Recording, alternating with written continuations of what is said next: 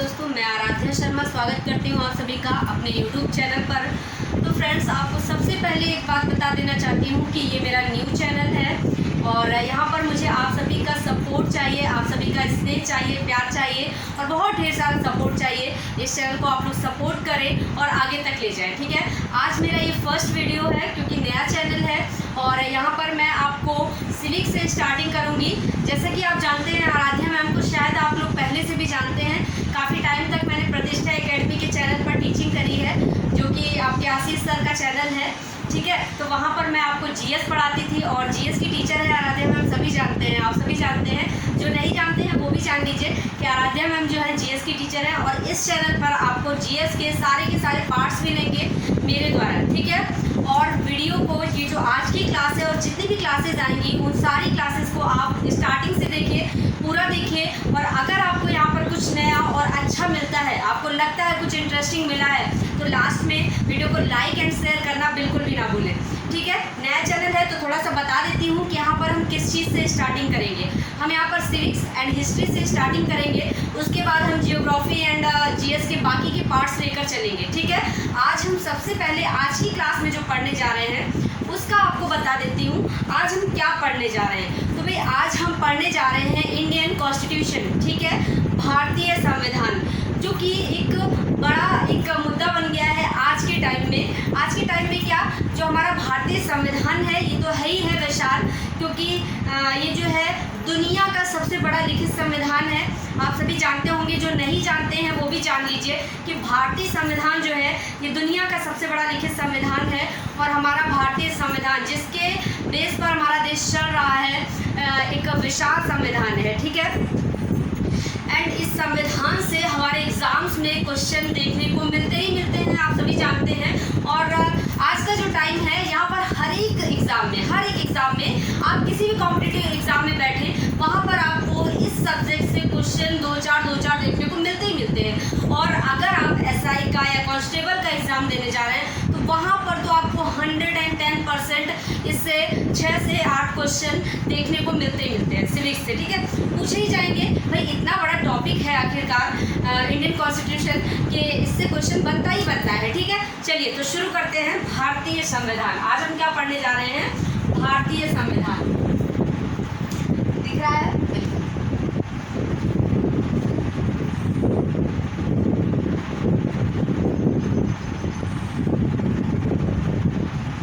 देखिए भाई, पहली क्लास है तो थोड़ा सा इंट्रोडक्शन भी ज़रूरी होता है, आप लोगों से थोड़ा परिचय करना होता है, थोड़ा अपना परिचय देना होता है, इसलिए आपका ज़्यादा टाइम भी नहीं लिया है। कई सारे लोग सोचने लगते हैं अरे भाई 5 मिनट हो गया, 6 मिनट हो गया, ये तो केवल बातें ही कर रही। ऐसा कुछ भी नहीं है, हमारा और आपका इंट्रोडक्शन भी हो चुका है और अब हम क्लास को शुरू करते हैं। तो क्लास को बस ये है कि आप एंड तक देखें, अगर अच्छी लगे तो चैनल को सपोर्ट ज़रूर करें, क्लास को लाइक एंड शेयर ज़रूर कर दें अपने बाकी के फ्रेंड्स में। हाँ, ऐसे फ्रेंड्स को शेयर कीजिएगा जो पढ़ते हो, जो नहीं पढ़ते हो उन्हें क्लास शेयर बिल्कुल भी मत कीजिएगा, ठीक है। और चैनल को सपोर्ट चाहिए आप सभी का, अच्छी लगे तो बिल्कुल सपोर्ट कीजिएगा। भारतीय संविधान हम पढ़ने जा रहे हैं। बेटा, संविधान के बारे में सबसे पहले हम बेसिक समझेंगे, ठीक है। फर्स्ट क्लास को ज़रूर देखिएगा, क्योंकि अगर आप फर्स्ट क्लास नहीं देखेंगे तो आप चीज़ों को नहीं समझ पाएंगे, आप बेसिक स्ट्रक्चर जो है उसको नहीं समझ पाएंगे कि आखिरकार है क्या, ठीक है। यहाँ पर आपको ऐसे पॉइंट्स मिलेंगे जो कि आपको हर एक चैनल पर नहीं मिलते, ठीक है। मैं आपको एकदम बारीकी से और एक एग्ज़ाम की दृष्टि से एक क्वेश्चन बताऊंगी जो कि आपके एग्जाम्स में पूछे जाते हैं। देखिए, भारतीय संविधान, सबसे पहले तो हम जानते हैं कि ये जो संविधान शब्द है, इस संविधान शब्द का अर्थ क्या है बेटा, ठीक है। तो बहुत सारे बच्चों को ये नहीं पता होता है कि इस संविधान शब्द का अर्थ क्या होता है। तो हम आपको बताते हैं संविधान। देखिए, सभी देशों का अपना अपना संविधान होता है, कई सारे देशों का अपना अपना संविधान है। हमारे भी भारत का अपना संविधान है, भारतीय संविधान, ठीक है। देखिए, संविधान का अर्थ आखिरकार क्या है, तो संविधान का अर्थ है कानूनी अधिकारों का दस्तावेज। क्या है? कानूनी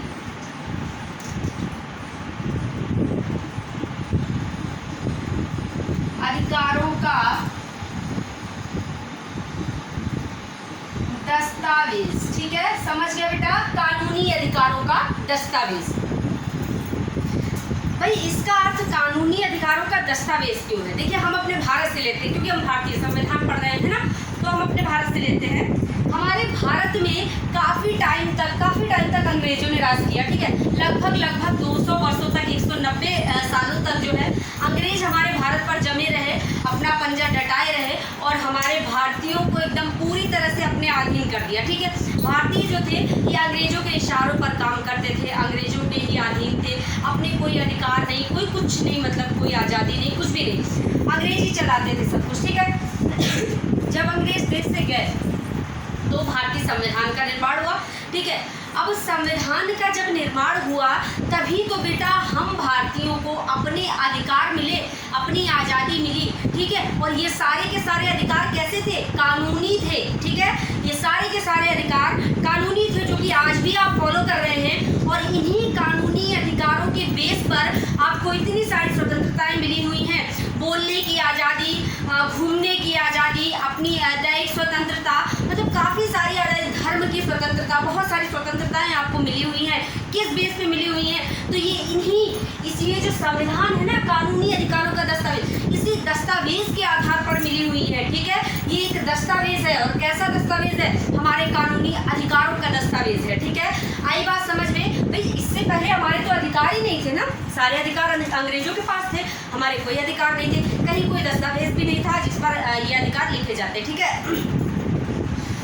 जब ये संविधान बना तो हमें अधिकार दिए गए, हमारे अधिकारों को कहीं लिखा गया कि भाई ऐसे, तो मान लीजिए हमारे कहीं इनको लिखा नहीं गया है, तो किसी ने कह दिया भाई हमारा तो ये अधिकार है, हमारा तो गोली मारने का अधिकार है, गए मार दिया, ठीक है। तो ऐसा कुछ भी नहीं है, इसीलिए एक दस्तावेज तैयार किया गया, और वो दस्तावेज क्या था?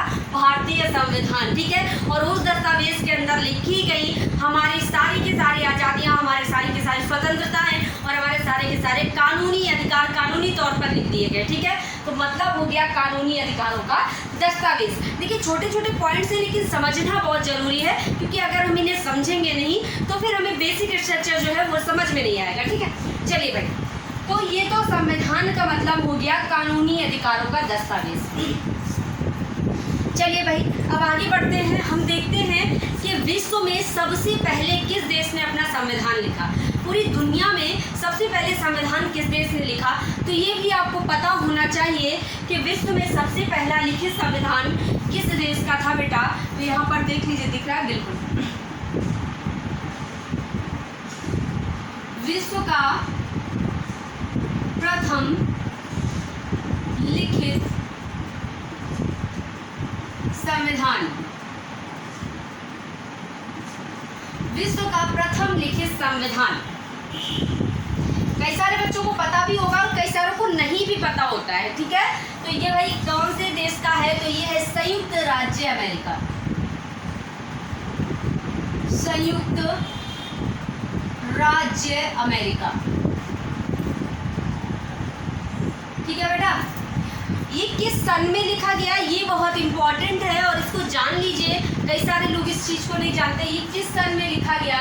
तो बेटा ये 1789 में, ठीक है। 1789 में, 1789 में ये जो हमारा अमेरिका का सबसे पहला, विश्व का सबसे पहला लिखित संविधान है, ये लिखा गया, ठीक है। विश्व का सबसे पहला लिखित संविधान।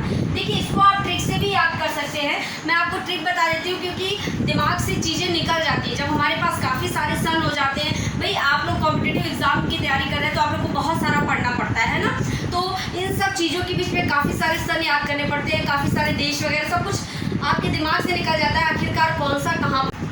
तो दुनिया में सबसे पहले संविधान लिखा जा रहा है, तो भाई संविधान कोई छोटा मोटा टॉपिक नहीं है, संविधान एक बड़ी बात है, संविधान लिखना बड़ी बात है। पैसा लगता है, लोगों का समूह बनाना पड़ता है, दिमाग लगता है, काफ़ी कुछ खर्च करना पड़ता है ना।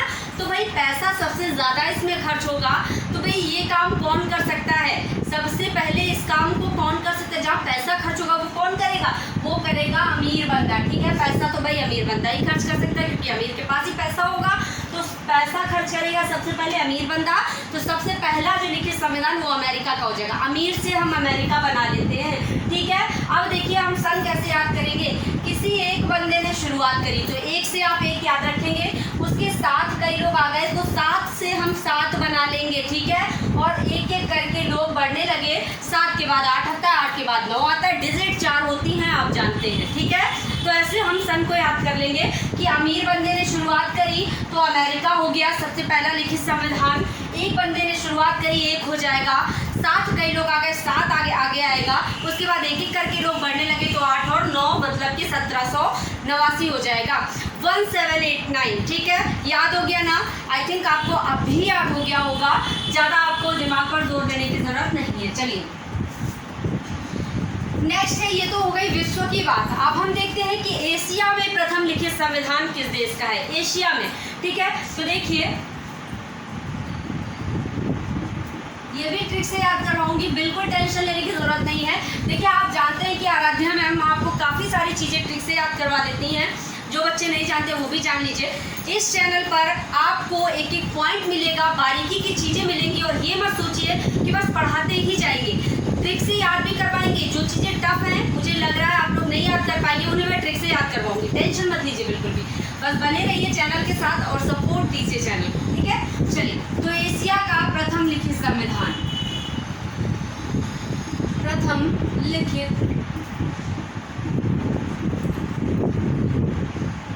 संविधान, ठीक है। एशिया का प्रथम लिखित संविधान किस देश का है बेटा? तो ये है जापान का,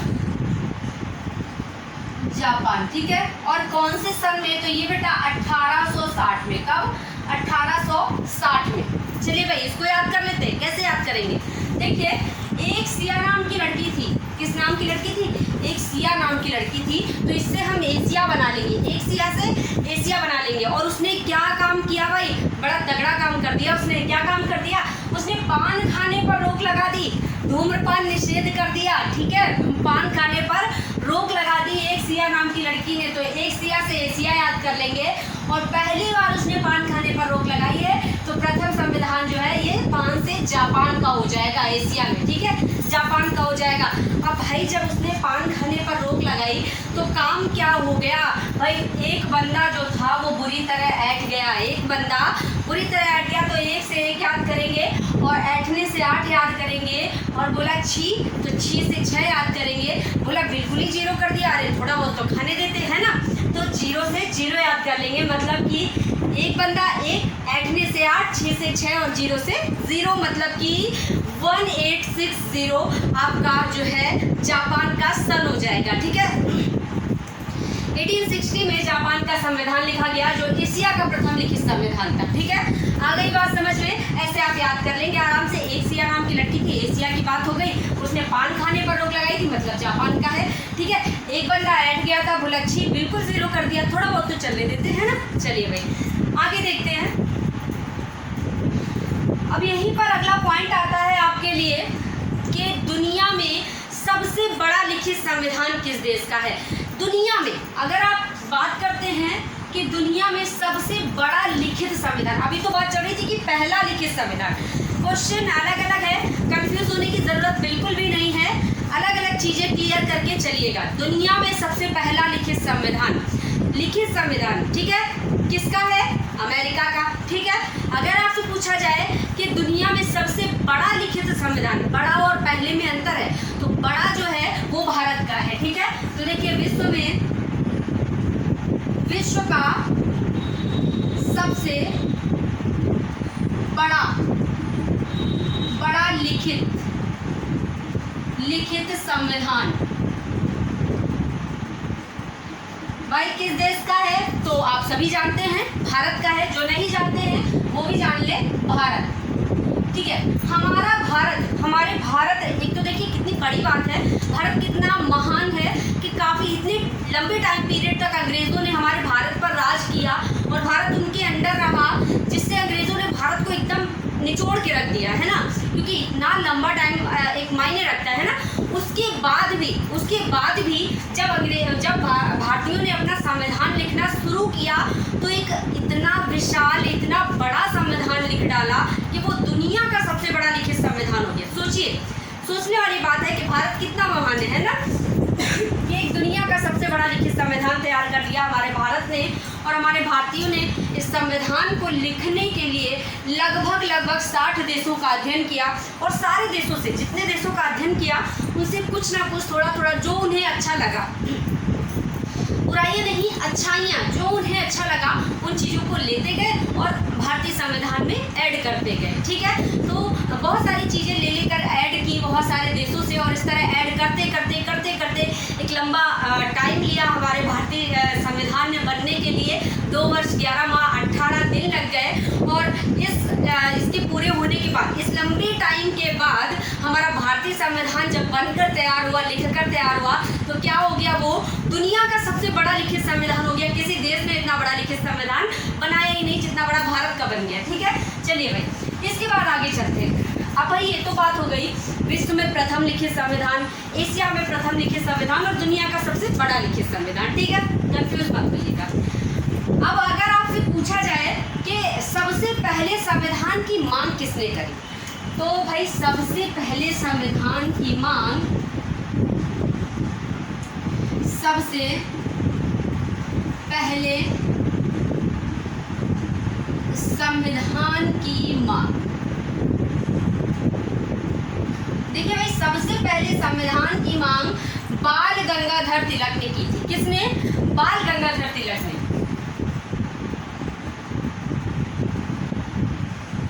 गंगाधर तिलक, सभी लोग इनका नाम जानते हैं, इनसे अच्छे से वाकिफ हैं सभी लोग। और कब करी थी भाई इन्होंने सबसे पहले संविधान की मांग की थी, तो आखिरकार कब की थी, तो 1895 में। कब? 1895 में, 1895 में जो है इन्होंने संविधान की मांग कर दी थी। मतलब इन्होंने कह दिया था कि भाई हमारा अपना एक अलग संविधान होना चाहिए। ठीक है, इस तरह से इन्होंने संविधान की, अभी कोई बेस नहीं तैयार हुआ था, कुछ भी नहीं हुआ था, बस इन्होंने मांग करी थी। ठीक है, लेकिन ये एक इम्पॉर्टेंट क्वेश्चन बन जाता है, आपके एग्जाम्स में देखने को भी मिला है कि सबसे पहले संविधान की मांग किसने करी थी, तो भाई बाल गंगाधर तिलक ने सबसे पहले संविधान की मांग 1895 में करी थी। आई बात समझ में? आगे बात समझ में? चलिए आगे बढ़ते हैं। देखिए बेटा, ये तो बात हो गई मांग करने की। ठीक, अभी कोई इसका कोई भी स्ट्रक्चर तैयार नहीं हुआ था, कुछ भी नहीं हुआ था। अब देखिए संविधान की अवधारणा कहाँ से पड़ती है, तो संविधान की अवधारणा जो है बेटा, ये आगे चलकर कुछ टाइम के बाद 1923 में क्या काम होता है, मोतीलाल नेहरू और चित्तरंजन दास जी ने, देखिए यहाँ पर लिखते हैं, सबसे पहले अब संविधान की अवधारणा पढ़ने जा रही है। ठीक है, अवधारणा पढ़ने जा रही है, एक मतलब देश तैयार होने जा रहा है। ठीक है, चलिए तो संविधान सबसे पहले मोतीलाल नेहरू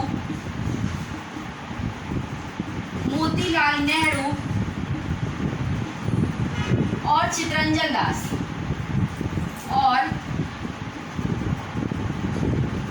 चित्तरंजन दास जिन्हें देशबंधु भी कहा जाता है। ठीक है, मोतीलाल नेहरू जी को आप सभी लोग जानते हैं, मैं इनके बारे में बताने की ज़रूरत नहीं। हमारे देश के पीएम, पहले जो पीएम, हमारे देश के पहले पीएम पंडित जवाहरलाल नेहरू जी के पिताजी, हालांकि इनको किसी की पहचान की ज़रूरत नहीं है, इनकी अपनी एक अलग पहचान है, मोतीलाल नेहरू जी एंड चित्तरंजन दास जी ने मिल करके, जिन्हें देशबंधु भी कहा जाता है, चित्तरंजन दास ने मिलकर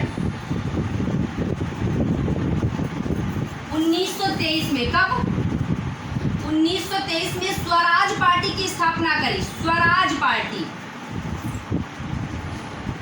की स्थापना की। ठीक है बेटा, आई बात समझ में? सबसे पहले मोतीलाल नेहरू और चित्तरंजन दास जी ने क्या किया, स्वराज पार्टी की स्थापना करी, दोनों लोगों ने मिलकर के। कब? 1923 में। कंफ्यूज मत होइएगा, ये जो 1923 है ना, अगर आपसे पूछते हैं कि स्वराज पार्टी की स्थापना कब हुई, तो कई सारे बच्चे 1921 लगा के आ जाते हैं, कई सारे 1922 लगा के आ जाते हैं। गलत है, 1923 लगाइएगा, बिल्कुल सही है। ठीक है, तो 1923 में इन्होंने स्वराज पार्टी की स्थापना करी। आई बात समझ में? स्वराज मतलब क्या? स्वयं का राज, है ना, स्वयं का राज चाहिए। तो स्वयं का राज कैसे मिलेगा, जब संविधान बनेगा, है ना। सब हमें स्वयं का राज कैसे मिला, जब हमारा संविधान बना, तभी तो हमें अपने अधिकार मिले, अपनी स्वतंत्रताएं मिली, है ना। तो स्वराज पार्टी की स्थापना इन्होंने कर दी, और आगे चल करके इसके बाद 1935 1935 आप सभी जानते हैं 1935 जो है भारत शासन अधिनियम, इसको कहते हैं भारत शासन अधिनियम 1935, ठीक है। 1935 में इसी स्वराज पार्टी ने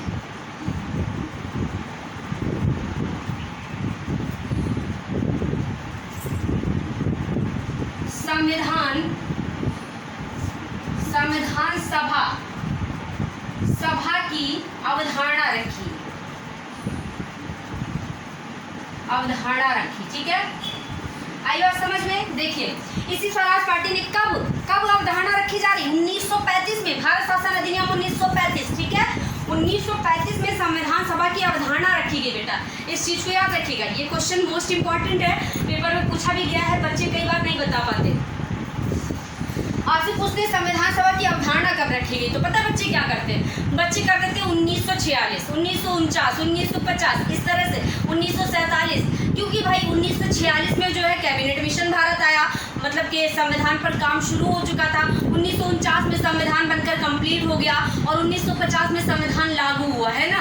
तो इस तरह से बच्चे कंफ्यूज रहते हैं कि अवधारणा का मतलब क्या हो गया आखिरकार, तो बच्चे कंफ्यूज रहते हैं। अच्छा बनकर तैयार हुआ होगा वो वाला डेट पूछ रहे हैं तो 1949 कर देते हैं, या जब तैयार हो रहा था मतलब स्टार्टिंग हुई थी वो वाला डेट पूछ रहे 1946 कर देते हैं, है ना।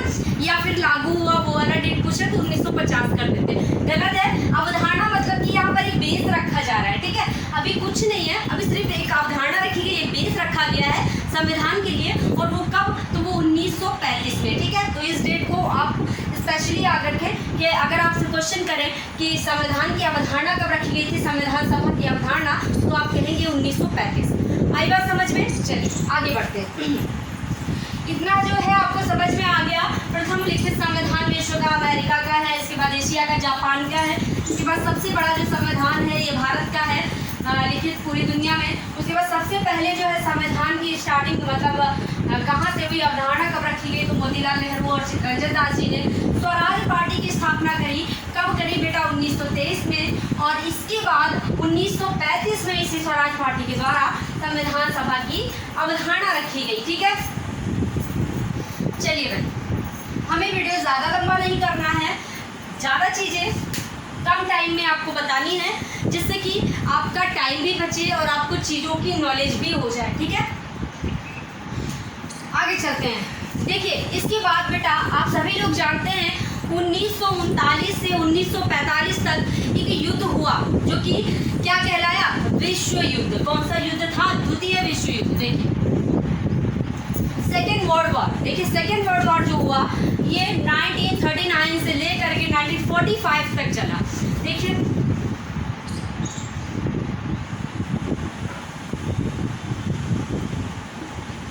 विश्व युद्ध भाई कब से कब तक का रहा ये द्वितीय विश्व युद्ध? 1939 से 1945 तक, ठीक है। ये डेट याद रखिएगा, ओके, पेपर में पूछी जाती है ना। चलिए 1939 से 1945 तक द्वितीय विश्व युद्ध हुआ। देखिए इस विश्व युद्ध में दुनिया भर के कई सारे देश शामिल हुए, तभी तो इसको कहा गया विश्व युद्ध, है ना। कई सारे देश शामिल हुए और उनमें से कई सारे देश हारे और कई सारे देश जीते, ठीक है। हारे जैसे जापान, जर्मनी, इटली, ये सारे देश हारे थे, और अमेरिका, ब्रिटेन, फ्रांस, रसिया, चाइना, ये देश जीते हुए थे, ठीक है। इन्हीं में से ब्रिटेन था, ब्रिटेन जीता हुआ था। ये सारी चीज़ें लिखूंगी नहीं, बस समझा रही हूँ, समझ लीजिएगा। लिखूंगी मेन पॉइंट केवल, सारी चीज़ें लिखूंगी। तो भाई जीते हुए देशों में ही से ब्रिटेन था, लेकिन जो देश जीते हुए थे उनको भी इस विश्व युद्ध में भारी नुकसान हुआ था। उनकी भी जो स्थिति थी, आर्थिक स्थिति थी, मतलब पूरी तरीके से वो भी बिगड़ चुके थे, उन्हें भी बहुत नुकसान हुआ था, स्थितियाँ खराब हो चुकी थी। इसलिए अब ब्रिटेन ने और जितने भी जीते हुए देश थे उन सब ने क्या सोचा? उन सब ने सोचा कि भाई तीसरा विश्व युद्ध ना हो आगे चल करके तीसरा विश्व युद्ध ना हो, थर्ड वर्ल्ड वॉर ना हो। इसके डर से, इससे बचने के लिए इन लोगों ने क्या किया? यूएनओ की स्थापना करी। किसकी? यूएनओ। यूएनओ क्या है भाई?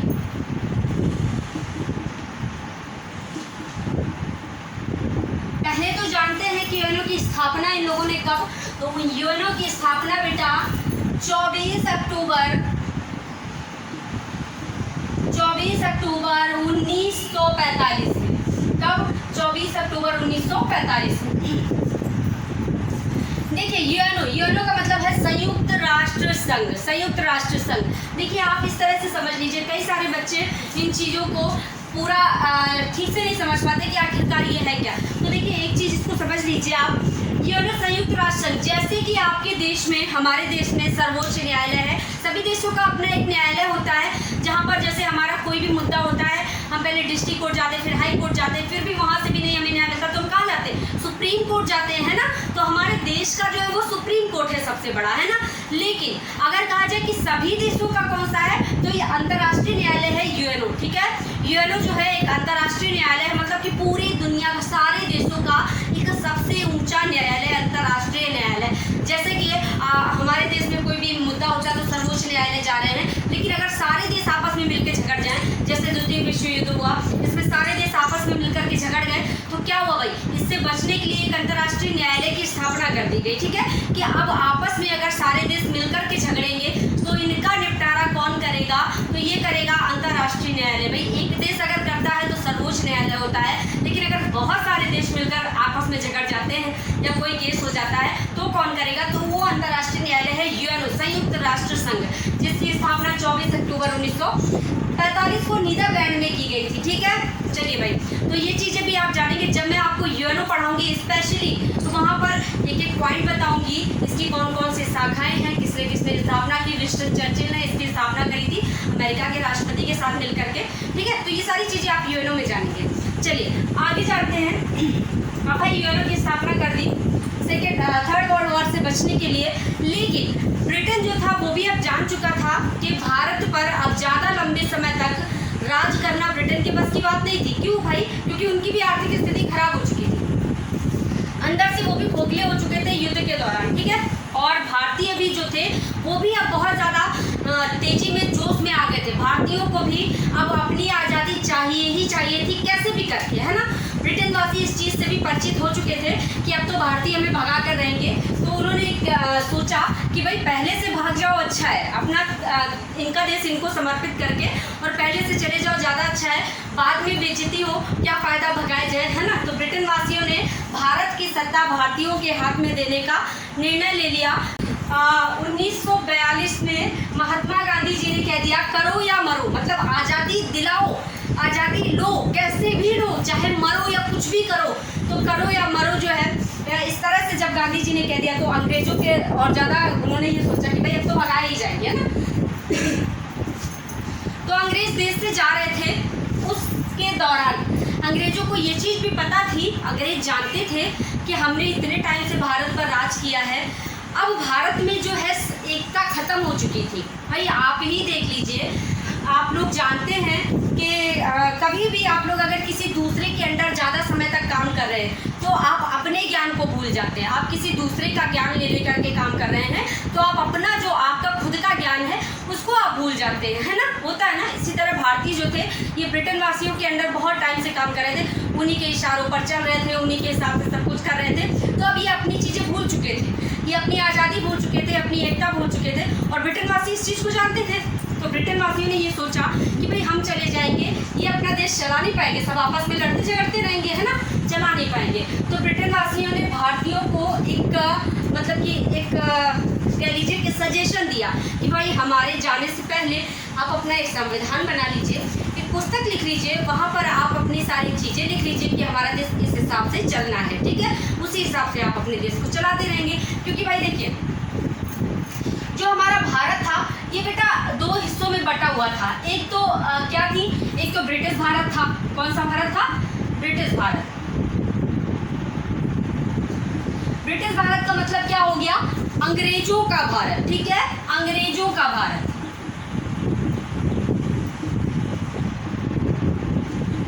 ठीक है, ये तो अंग्रेजों का भारत था, तो इस पर तो अंग्रेजों का कब्जा था ही, लेकिन कुछ रियासतें भी थी भारत में, छोटी छोटी कुछ रियासतें। और ये रियासतें कितनी थी? 565 थी। कितनी रियासतें थी? 565 रियासतें। रियासतों का मतलब क्या हो गया? रियासतें जैसे कि राजा लोग एक अपना एरिया ले लिया और वहाँ पर कोई एक राजा राज कर रहा है, किसी दूसरे ने अपना एरिया ले लिया, वहाँ पर राज कर रहा है, तो जो राजा लोग राज करते थे अपने अपने एरियाज में, वो एरियाज उनको कहते थे रियासतें, है ना। वो राजा लोगों की रियासतें होती थी, राजा लोगों के जो एरियाज उनको रियासती तो कहते हैं। तो ये रियासतें थी, पर ये रियासतें यहाँ पर काम करते थे राजा लोग, लेकिन ये भी अंग्रेजों के अंडर ही काम करते, मतलब इन्हीं के इशारे पर काम करते थे। ये जो 565 रियासतें थी ना, ये रियासतें भी अंग्रेजों के अंडर ही काम करती थी, अंग्रेजों के इशारे पर ही चलती थी। तो मतलब पूरा का पूरा भारत क्या हो गया, ये पूरा का पूरा भारत अंग्रेजों के इशारों पर ही चल रहा था। ठीक, आई बात समझ में, था 2 हिस्सों में, लेकिन चल रहा था अंग्रेजों के इशारों पर। ठीक, इसलिए अंग्रेजों ने भाई इन लोगों को एक डिसीजन दिया कि भाई आप अपना संविधान बना लीजिए, अपनी पुस्तक लिख लीजिए, और हमारे जाने के बाद आपको देश चलाने में कठिनाइयाँ ना हो, इसलिए इस चीज़ का होना ज़रूरी है। ठीक है, क्योंकि अभी तक तो देश को अंग्रेज ही चला रहे थे, है ना।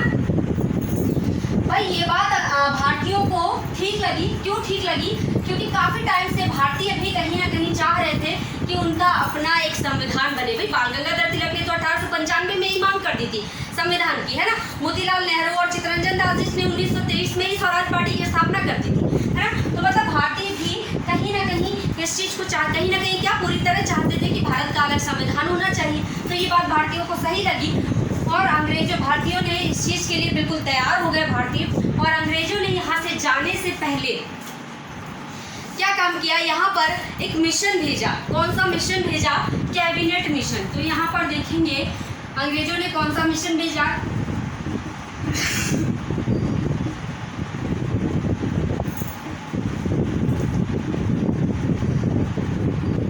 अब कौन सा मिशन था ये भाई, कैबिनेट मिशन।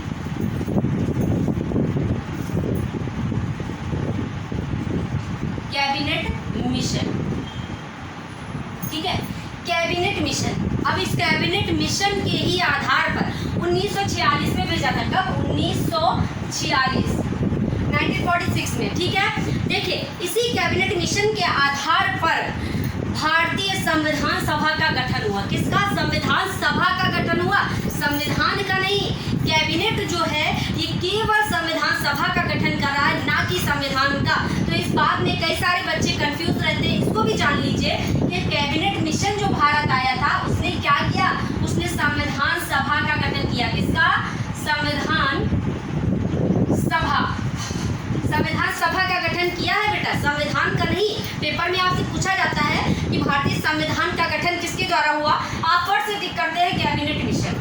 आप जानते हैं कि कैबिनेट मिशन भारत आया तभी तो संविधान बना, पर गलत करते हैं, क्योंकि कैबिनेट मिशन तो केवल सभा तैयार की थी, लेकिन भारतीय संविधान जो बना, हमारा संविधान जो तैयार हुआ वो कैसे बना, वो सभा के द्वारा बना। ये जो सभा बनी ना, यहाँ पर भारतीय थे, ये लोग हैं सभा में, कुछ लोग हैं ये सभा में, और ये कौन से लोग हैं, ये भारतीय लोग हैं। ठीक है, तो इन भारतीयों ने मिलकर के भारत का संविधान तैयार किया, ना कि कैबिनेट मिशन ने। ठीक है, तो अगर आपसे क्वेश्चन पूछा जाए कि संविधान सभा का गठन किसके द्वारा हुआ, तो आप बताएंगे कैबिनेट मिशन के द्वारा। ठीक है, संविधान सभा का क्वेश्चन अलग अलग है, संविधान सभा का गठन कैबिनेट मिशन द्वारा, और संविधान का गठन किसके द्वारा हुआ, तो संविधान सभा द्वारा।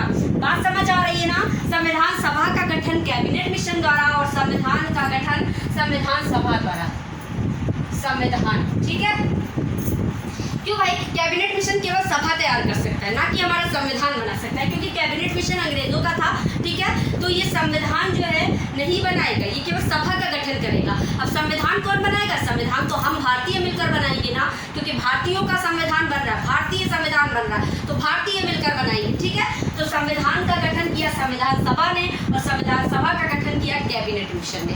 बात में कंफ्यूजन नहीं होना चाहिए, बात पूरी तरह समझ आ जानी चाहिए। ठीक है, आई बात समझ में, इसलिए एक बार नहीं 3-4 बार बोल दिया है ताकि आप समझ जाए। कैबिनेट मिशन 1946 में भारत आया। हालांकि भारतीयों ने इसका सपोर्ट नहीं किया, कैबिनेट मिशन का सपोर्ट नहीं किया, पर संविधान सभा तो गठित हुई। ठीक है, संविधान सभा के द्वारा फिर बाद में हमारा संविधान निर्माण हुआ। ये जो कैबिनेट मिशन था ना बेटा, इसके बारे में हम कल की क्लास में पूरी तरह से पढ़ेंगे कि कैबिनेट मिशन की स्थापना कब हुई, किसके द्वारा हुई, और कहाँ पर हुई, कब ये भारत आया, कब इसने रिपोर्ट प्रकाशित करी, और कब इस पर काम शुरू हुआ। ठीक है, इन सारी चीज़ों को हम कल की क्लास में पढ़ेंगे। कैबिनेट मिशन में कितने सदस्य थे, आखिरकार कैबिनेट का अर्थ क्या होता है। ठीक है, तो ये सारी चीज़ें कल की क्लास में जानेंगे। आज की क्लास काफ़ी लेंथी हो गई है, तो आज की क्लास को यहीं पर रोकते हैं। उम्मीद करती हूँ सारा का सारा टॉपिक आपको समझ आया होगा, और यदि क्लास अच्छी लगी है तो एक बार फिर से कहना चाहती हूँ, और उन बच्चों में शेयर कीजिए जो आपके फ्रेंड्स वाकई पढ़ाई करते हैं, ठीक है। जो पढ़ते नहीं हैं, वीडियो खोलकर नहीं देखते, उनको प्लीज़ शेयर मत कीजिएगा क्योंकि क्लास इससे ख़राब हो जाती है, ठीक है। चलिए भाई, तो शेयर कर दीजिए, फटाफट से लाइक कर दीजिए। उम्मीद है कि आपको क्लास अच्छी तो लगी ही होगी और चैनल को बहुत ज़्यादा सपोर्ट चाहिए, आप सभी का बहुत ज़्यादा स्नेह चाहिए, तभी आगे चल कर के चैनल ये बुलंदियों को छुएगा, ठीक है। और हम आपके साथ बने रहेंगे। आपका सपोर्ट नहीं मिला तो शायद हम आपके साथ नहीं रह पाएंगे। तो चैनल आगे तभी बढ़ेगा जब आपका सपोर्ट होगा। चलते हैं, सभी को नमस्कार, टाटा, बाय बाय।